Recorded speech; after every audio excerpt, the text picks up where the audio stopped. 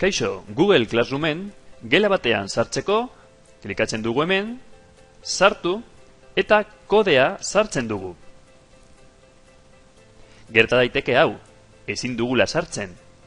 Lehenengo pausoa, ondo dago kodea? Bai, ze jatorrizko gelako kodea hau da, eta ondo sartu dut. Hala ere, ezin dut. Zergatik?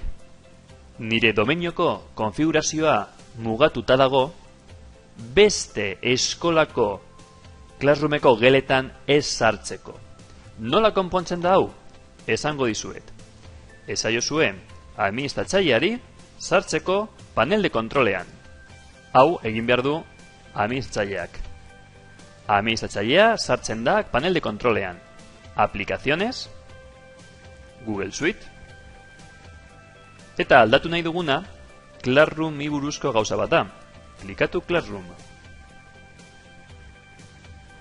Eta hemen dago koska. Configuración de la clase. Administratzaileak klikatzen du hemen. Eta begira. Por defecto, Classroom konfigurazioa horrela agertzen da. ¿Quién puede apuntarse a las clases de tu dominio? Solo los usuarios de tu dominio. Sortzen baduzu gela bat, eta beste eskolako ikasle batzuk zure gelan parte hartzeko nahi baduzu, esaiozu administratzaileari cualquier usuario aktibatu behar duela. Eta bigarren gauza, ¿a qué clases pueden apuntarse los usuarios de tu dominio?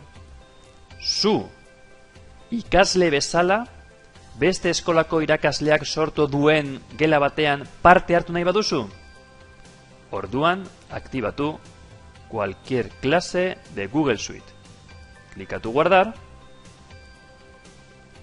Aldaketak gordeta geratzen dira eta orain bai, ikasle bezala beste eskolako Classroom gela batean parte har dezakezu. Agur!